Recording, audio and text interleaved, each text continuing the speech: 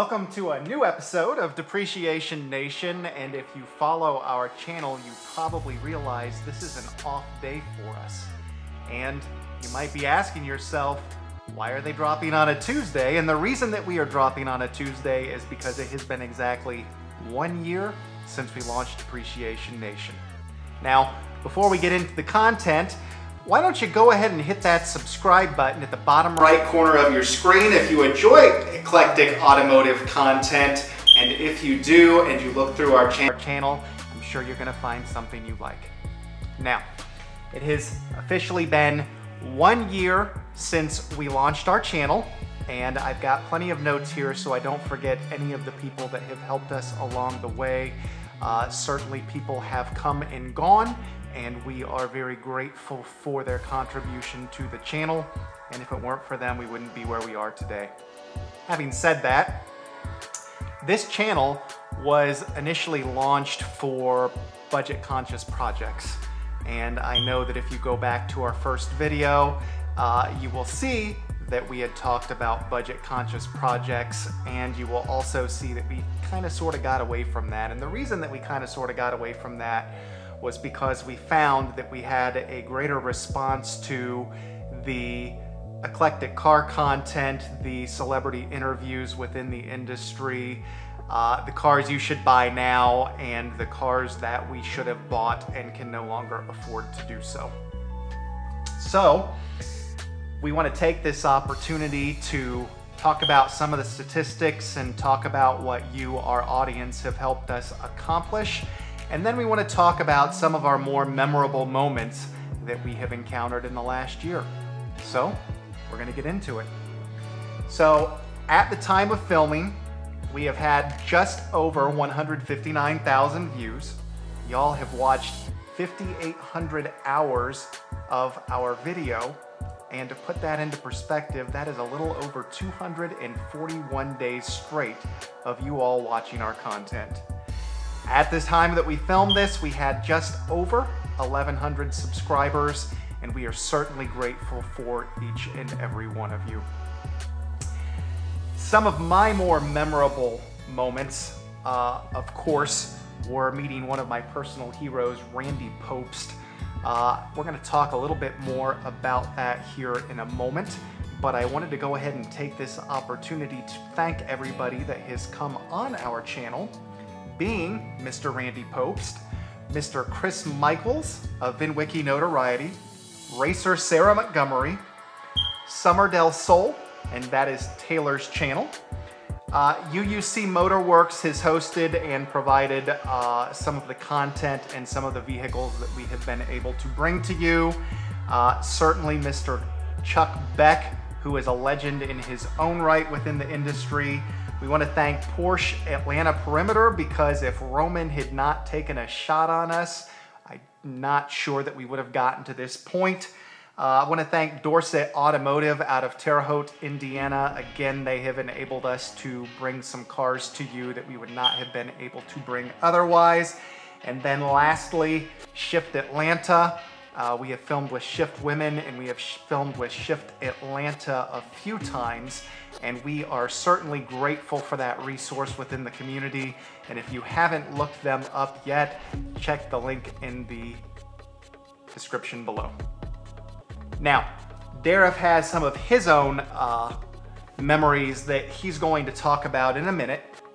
And certainly one of the relationships that I am most grateful for would be the friendship that Derriff and I have both developed with Christopher Michaels.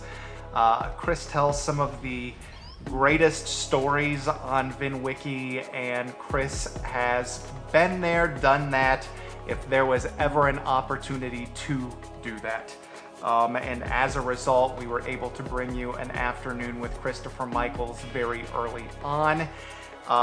Having said that, the most watched video that we have would be the video that was filmed on the Beck 550 with just over 700 hours watched, and that is followed very closely by an afternoon with Christopher Michaels.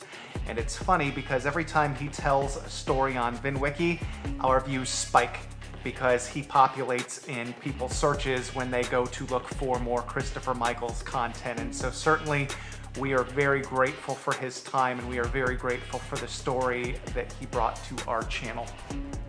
Having said that, I also want to thank Sarah Montgomery.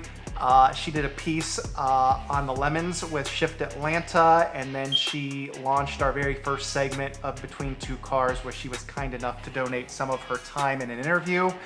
We brought the Exo set with Summer Del Sol. UUC Motorwerks brought the M Coupe, the E36 M3, and the E30 M3 race car.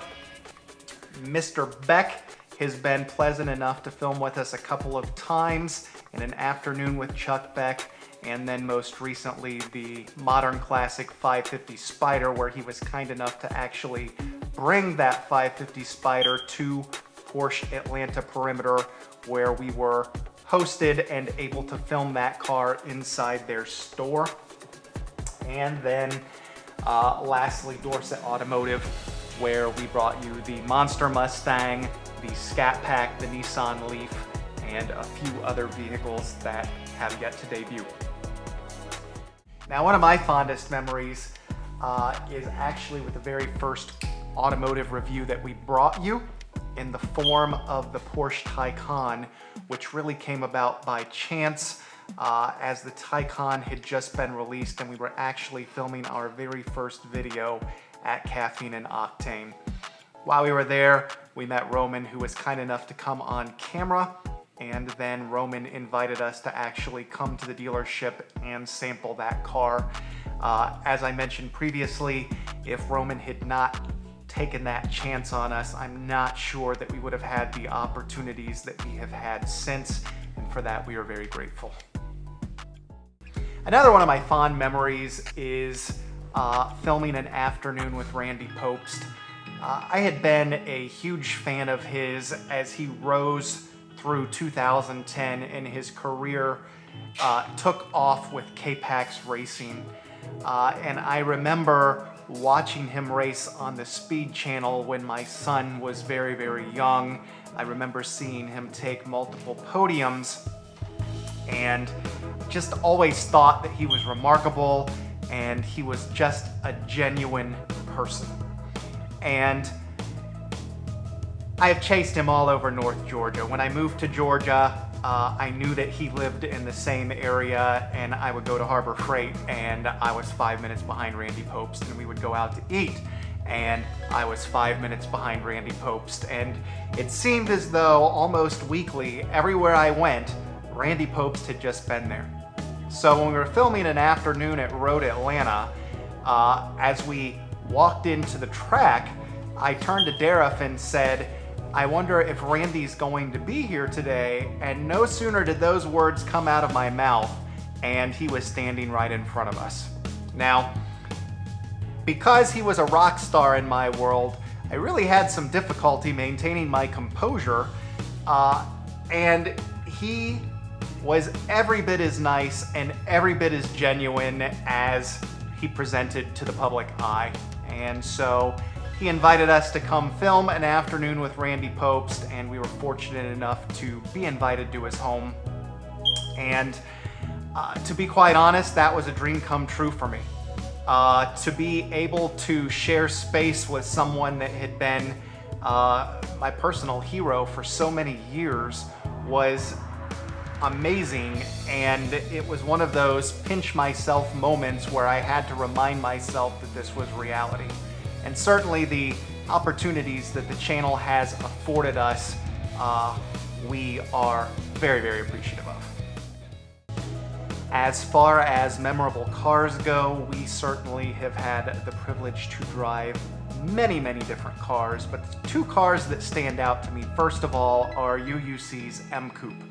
I had lusted after the M Coupe since it came out in 1999, and UUC's, if you're going to drive an M Coupe, they have a properly sorted M Coupe, and certainly you can refer back to the video for the list of modifications that that particular car was fitted with, but the suspension and the turn-in and the steering and the braking, it was all so very good.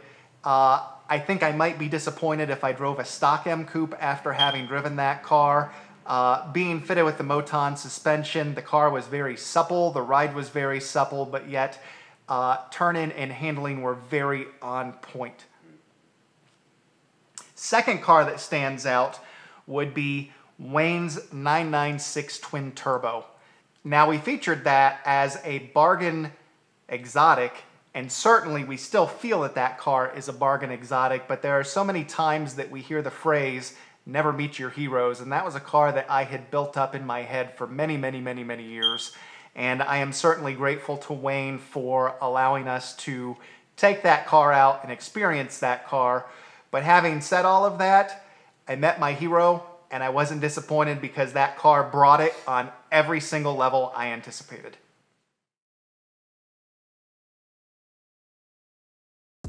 Hi, I am Derriff, and I want to tell you a little bit about my experiences for this anniversary special of Depreciation Nation.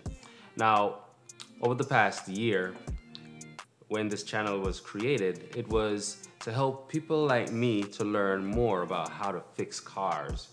But what has happened in the evolution of this channel is that it has given me the opportunity not only to learn more about cars, but to actually experience driving cars that under normal circumstances I would have never driven before.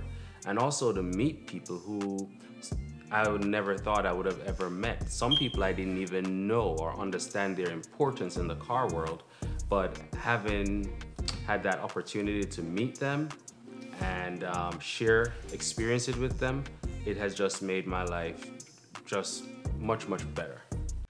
One of my favorite cars that I had an experience in was absolutely the Porsche Taycan. Never have I been in a car that moved that fast, and the reaction of everybody within that car was just so primal. It was shocking, to say the least.